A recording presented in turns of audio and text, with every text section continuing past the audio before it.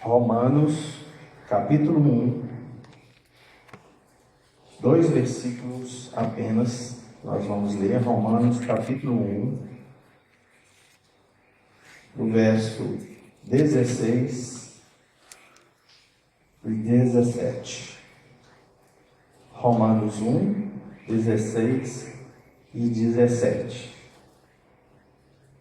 Diz o texto: pois não me envergonho do Evangelho, porque é o poder de Deus para a salvação de todo aquele que crê, primeiro do judeu e também do grego, visto que a justiça de Deus se revela no Evangelho, de fé em fé, como está escrito, o justo viverá pela fé. Amém? Podeis se assentar. Queridos, Paulo, quando escreve essa carta aos Romanos, nos versículos anteriores, principalmente aí do verso 1 aí ao 15, ele chama atenção para esse evangelho que ele vai descrever. E nesses dois versículos nós temos os maiores resumos do evangelho já escrito por um homem. Porque nesses dois versículos nós temos uma declaração clara do poder e do propósito de Deus na mensagem do Evangelho. Você quer buscar o poder de Deus para a sua vida? Pois o poder de Deus é o Evangelho. Ele é o poder de Deus para a salvação de todo aquele que nele crê e se revela de fé em fé. De fé em fé. E quando Paulo ele faz essas declarações, ele começa falando de uma maneira um pouco convencional, um pouco estranha, Ele diz que não está envergonhado do Evangelho. O que é se envergonhar do Evangelho? Por que Paulo se envergonharia do Evangelho? Quais são as circunstâncias que levariam aquele apóstolo a ter vergonha do Evangelho?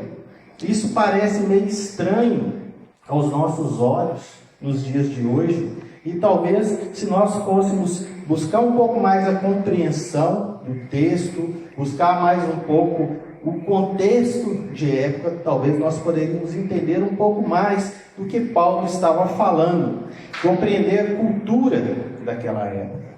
Então havia alguns motivos porque Paulo talvez deveria se envergonhar, ou ter vergonha, ou ter timidez de falar do Evangelho. Primeira coisa, a condição moral naqueles dias. Nero era um imperador de Roma, na época que Paulo escreveu a igreja de Roma. E como a história descreve, Nero era um homem perverso, Nero era um homem degenerado. A cidade de Roma era uma fossa de pecado. As pessoas viviam na podridão de pecados. E o evangelho que Paulo havia pregado era um evangelho de santidade, era um evangelho totalmente oposto a tudo aquilo que Roma era e aquilo que Roma representava. Agora você imagina, no contexto social e cultural de hoje, quantas pessoas têm vergonha de falar: sou crente, sou evangélico, sou cristão. Às vezes está numa rodinha de amigos, às vezes os amigos estão ali comendo, bebendo. Som. Tá. Som.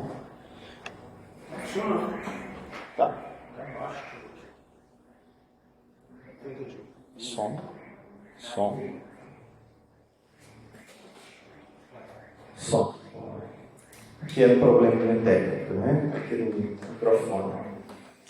Mas como eu dizia, às vezes as pessoas estão ali naquela roda de amigos, comendo, bebendo, se divertindo, e ninguém ali às vezes sabe que aquela pessoa é cristã, que aquela pessoa é um servo de Deus, porque ele tem vergonha do Evangelho, porque tem vergonha de falar quem ele é, porque tem vergonha de não ser aceito naquele meio.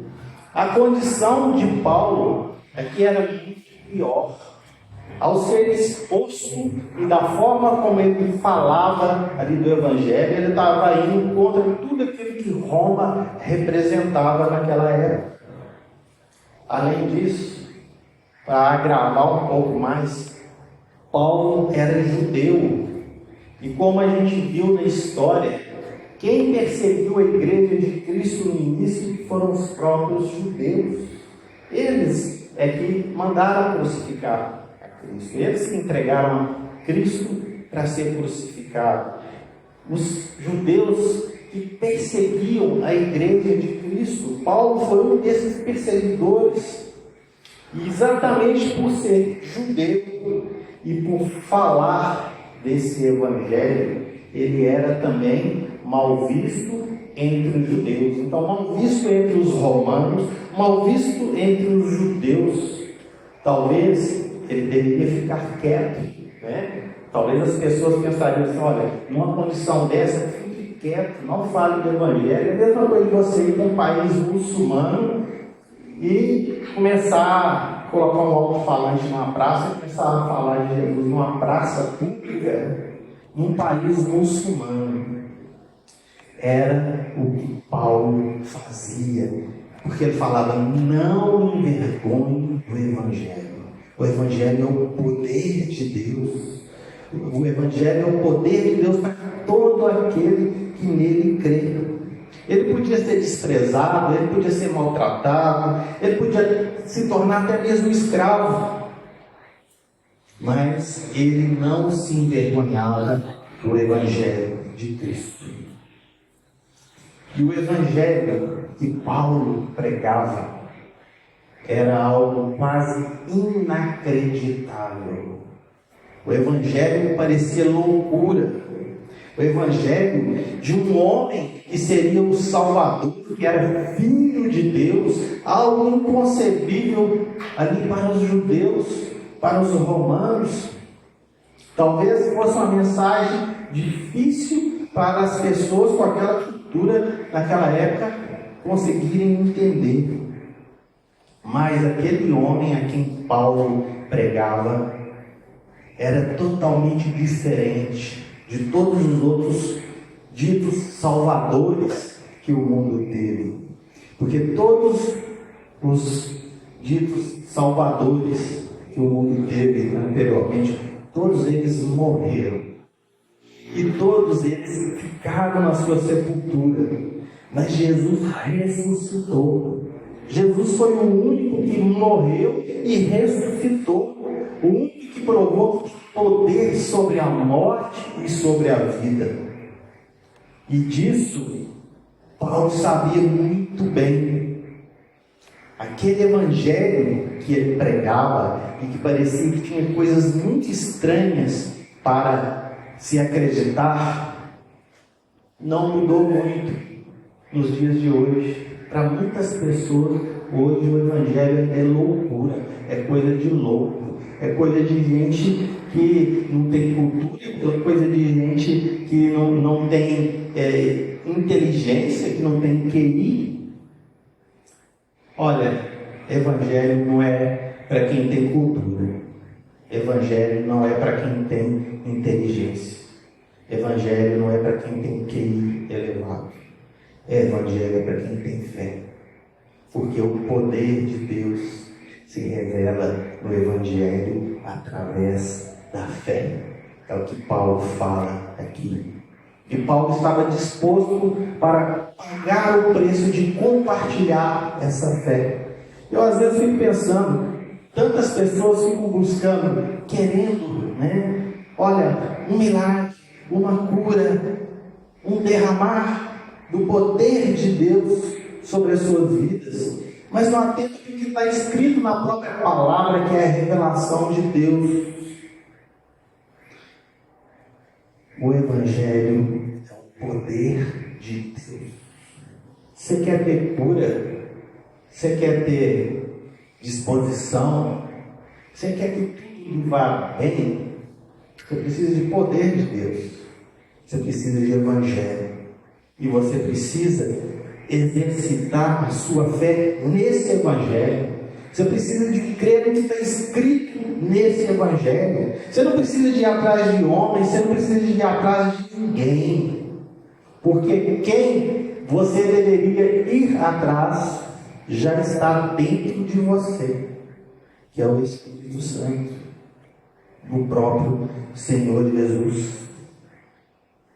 Esses versículos que Paulo escreveu aqui aos Romanos nos lembra que nós temos um poder como igreja muito grande para ser compartilhado entre as pessoas. E esse poder é o Evangelho.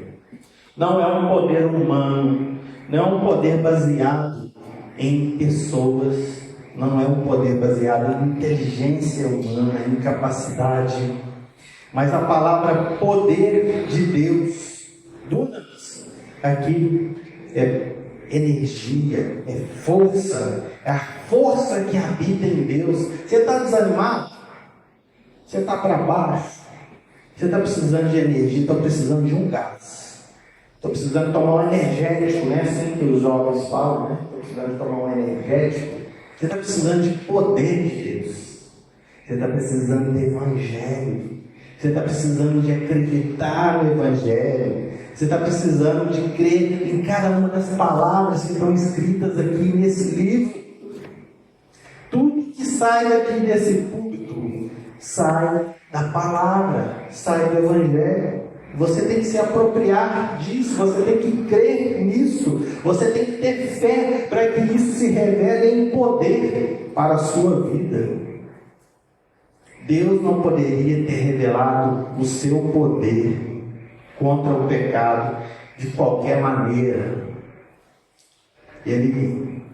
Se ele fosse revelar o seu poder contra o pecado de qualquer maneira, nós seríamos varridos da face da terra. Mas ele revelou através de um evangelho de amor, de graça, de perdão, de um evangelho que mostra que há um Deus tão poderoso, que nós lemos aqui no Salmo de Davi, que criou todas as coisas, que o sol parece estar desfilando, discursando, mostrando o poder desse Deus. Um Deus que pode tudo, um Deus maravilhoso, mas que escolheu vir até aqui ao mundo na forma de homem, padecer todas as penúrias que um ser humano pode ter e morrer no meu lugar, no seu lugar, para que pudéssemos ter vida e vida plena com Deus. Ele pode fazer qualquer coisa. Deus pode fazer qualquer coisa, Ele é o Todo-Poderoso, mas Ele decidiu te dar uma bênção. Ele decidiu te abençoar. Ele decidiu não te olhar segundo os seus pecados. Esses mesmos pecados que nós nos ajoelhamos agora aqui ainda há pouco para confessarmos diante de Deus, Ele resolveu não nos olhar com esse olhar, mas com um olhar de misericórdia, de perdão. Esse é o Evangelho de Cristo. Pense nisso.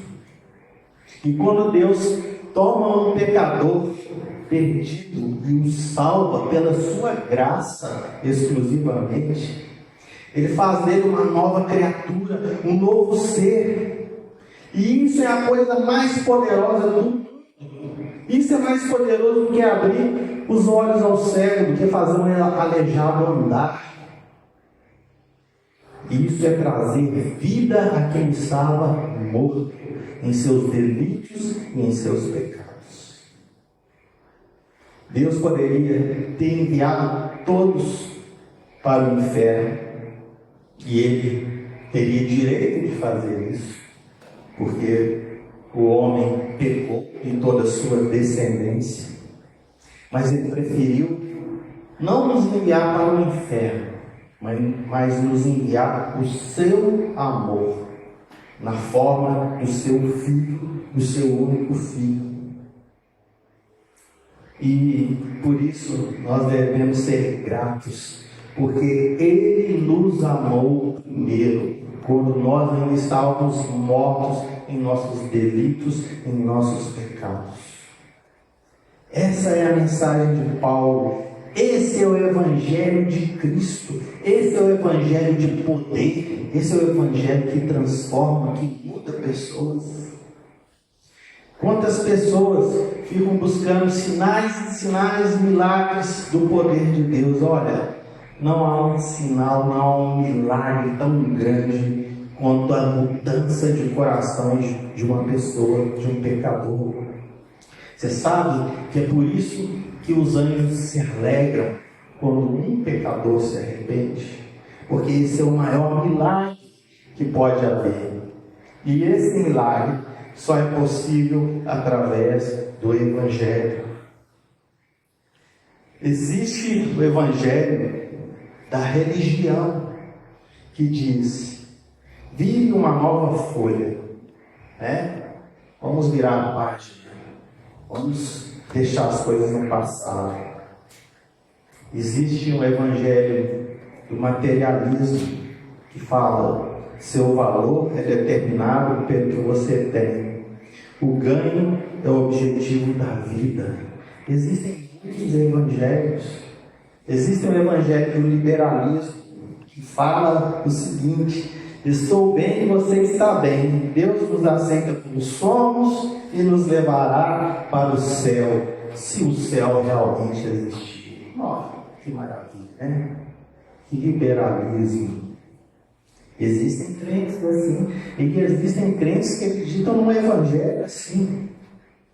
E existem também pessoas que acreditam no Evangelho da sociedade, que diz o seguinte: faça o que quiser, porque a vida é curta. Olha, faça o que quiser, a vida é curta.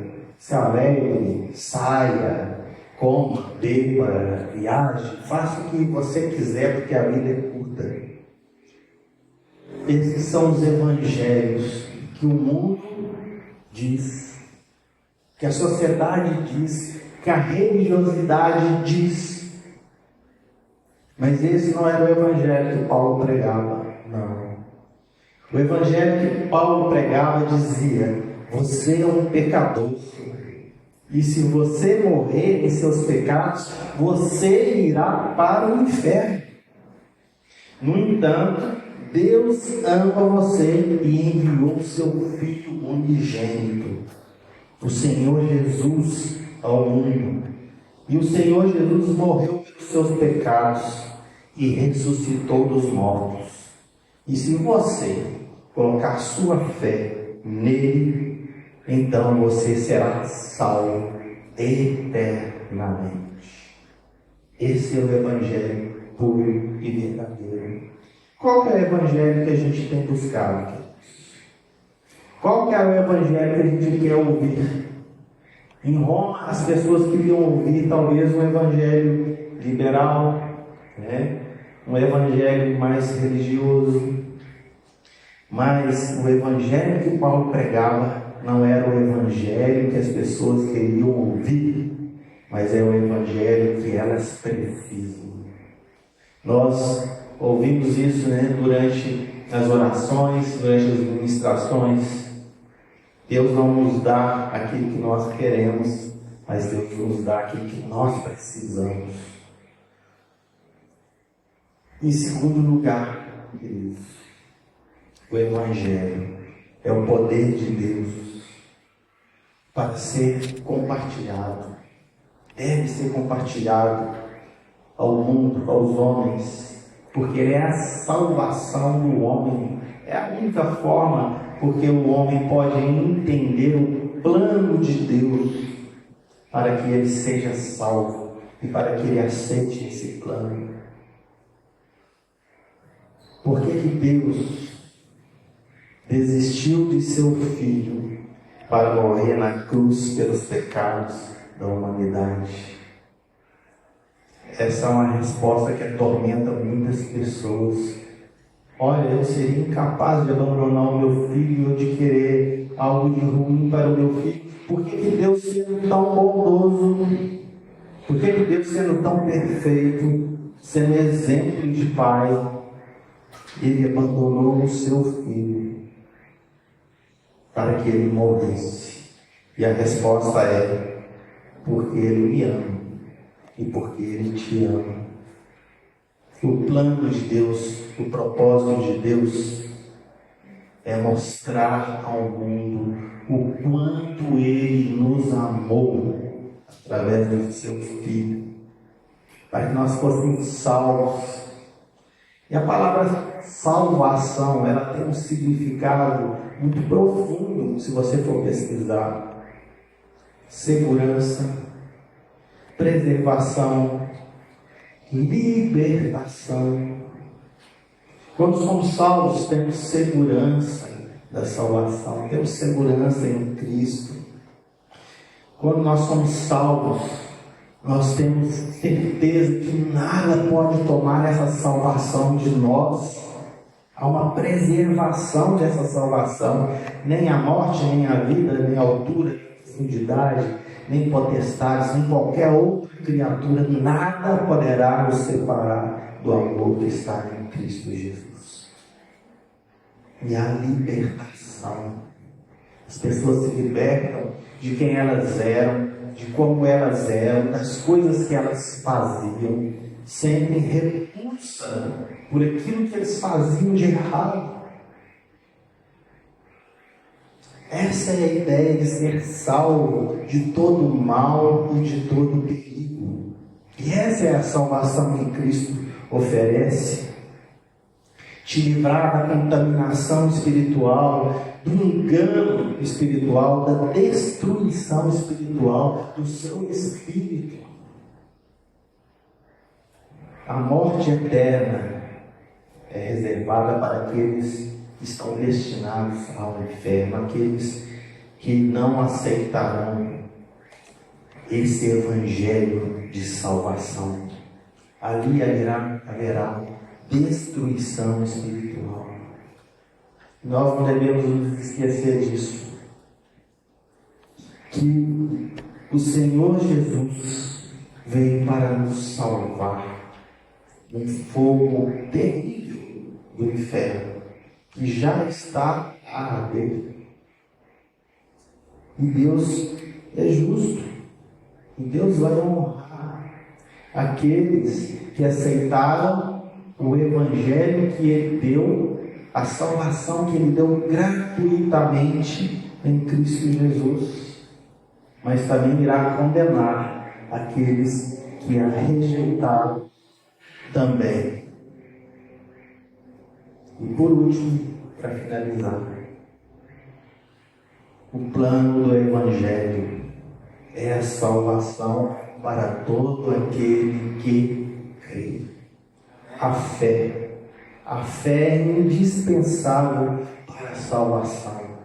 Não adianta você ler e entender o Evangelho, ler e entender o propósito de Deus, mas se você não tiver fé, você não acreditar nisso verdadeiramente, se você não acreditar nessas palavras, você não será salvo. Porque o Evangelho é para todo aquele que crê. Isso nos mostra, deixa claro nas nossas mentes, que a salvação, ela não envolve rituais religiosos complicados, exercícios religiosos ornamentados, elaborados. As pessoas pensam que salvação é isso, é fazer algo maravilhoso, ornamentado, religioso, algo... Olha, foi bonito esse culto que nós realizamos, que nós oferecemos ao Senhor. Esse foi um culto aceitável, tudo estava perfeito, tudo estava bonito. Mas se não tiver fé, não adianta. Se as pessoas não crerem, não adianta, porque a salvação é o produto da fé e da fé somente. Isso é uma das solas da Reforma Protestante, sola fide, somente pela fé. E esse é o ponto em que muitas pessoas tropeçam na sua vida cristã. Creem e conhecem muito sobre a Bíblia, às vezes entram em estudos, em seminários, fazem pós-graduação, mestrados, mas e a fé? Onde fica a fé? O seu conhecimento não te levará para o céu, mas o que vai te levar para o céu é a sua fé em Cristo Jesus. Na questão da salvação, o pecador não pode fazer parte se ele não tiver fé. É tudo Deus. Até a fé para crermos vem de Deus. Olha, se você consultar as Escrituras, muitas pessoas falaram com Jesus: Senhor, aumenta-nos a fé, porque sabiam que a fé vem dele. Até mesmo a fé para que nós creiamos vem do próprio Deus, vem da ação do Espírito Santo nas nossas vidas. E nós devemos desejar ardentemente essa ação do Espírito Santo nas nossas vidas.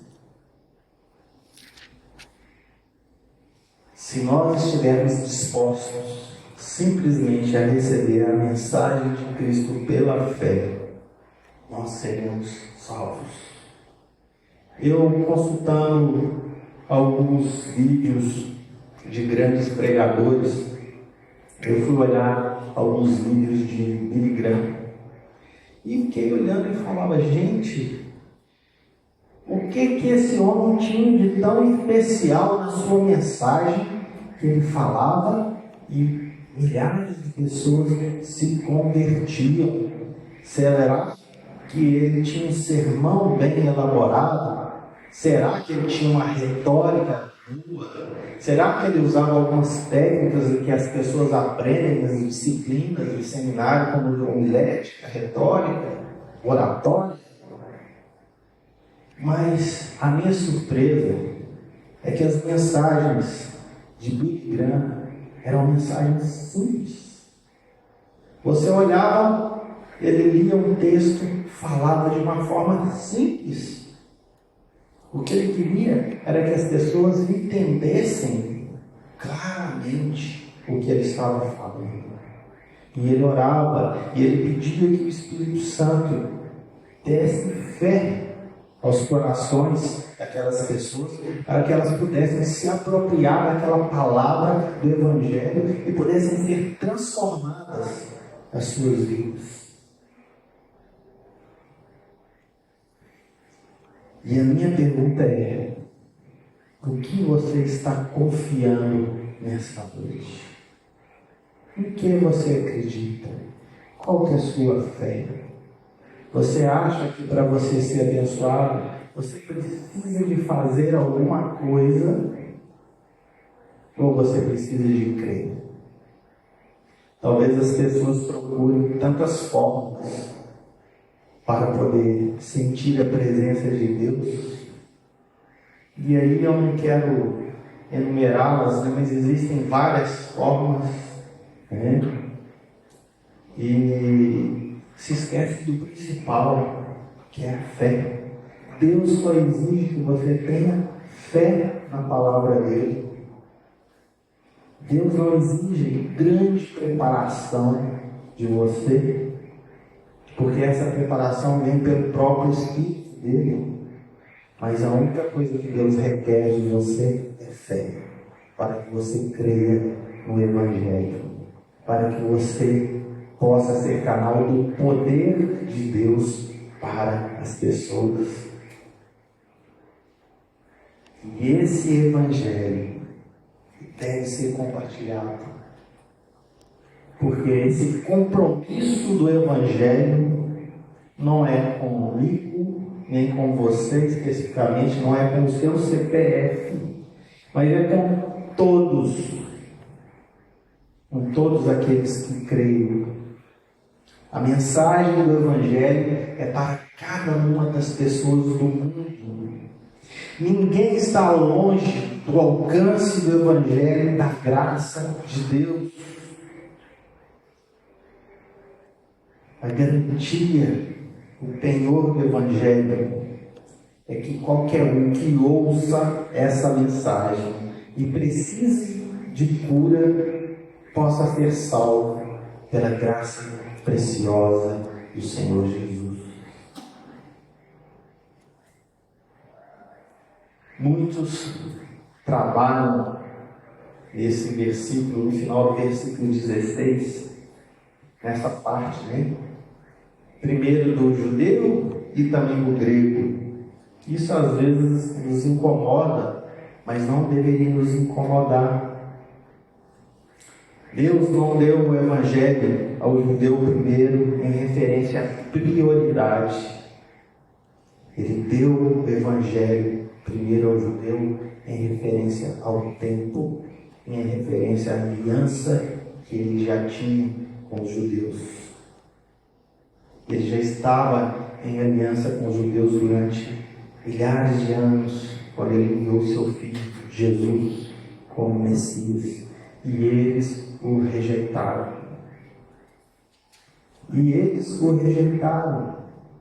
E isso, para nós, foi de grande importância, porque essa aliança se estendeu a toda a humanidade. Agora a salvação é para todo aquele que nele crê. A salvação não é só para o judeu, mas também para o grego e para todas as nações, para todos os povos, todas as línguas, todas as nações, desde que eles tenham fé. Se houvesse restrições, querido, para a salvação, olha, esse pode, esse não pode, esse cumpriu esse requisito, e esse não cumpriu esse requisito, eu ficaria muito triste, porque talvez eu ficaria de fora. Mas eu estou feliz que a salvação é pela fé, e ela é infalível. E isso me dá certeza de salvação, isso me dá certeza de vida eterna, de vida plena. Isso me dá certeza de que eu sou justificado, não porque agora eu faço coisas, sou uma pessoa melhor do que eu era, não porque eu deixei de errar, mas eu continuo errando, mas agora eu sou justificado pelo sangue do Senhor Jesus. Quando a fé é colocada na mensagem do Evangelho de Jesus e a pessoa crê de todo o coração, Deus justifica aquela pessoa. Você se torna um filho de Deus. Você se torna coerdeiro com Cristo de todas as coisas, de todas as bênçãos, do poder, da autoridade do Espírito Santo. Tudo isso vem através da fé. Da fé e para a fé se refere ao fato que a vida do crente é ser da fé em Deus, é de ter vida vivida na fé, na justiça revelada de Deus através de Cristo Jesus. Esse é o Evangelho que Paulo pregava. E esse é o Evangelho que nós temos que pregar a toda criatura. Esse é o Evangelho que nos justifica, que nos torna aptos para participarmos da ceia, da mesa do Senhor, de termos comunhão, de sermos aceitos como corpo, parte do corpo de Cristo aqui na terra. E eu queria que você refletisse como você tem vivido a sua vida cristã. Qual é o Evangelho que você tem adotado? Será que você tem adotado um Evangelho mais social, mais religioso, mais liberal? Ou será que você tem vivido o Evangelho de Cristo, de fé em fé, como diz Paulo aos Romanos. Que você possa meditar nisso nessa noite no seu coração e possa deixar o Espírito Santo agir no seu coração e você possa se apropriar dessa verdade através da fé, para que ela possa ser revelada ao seu coração através do poder do Evangelho. Amém?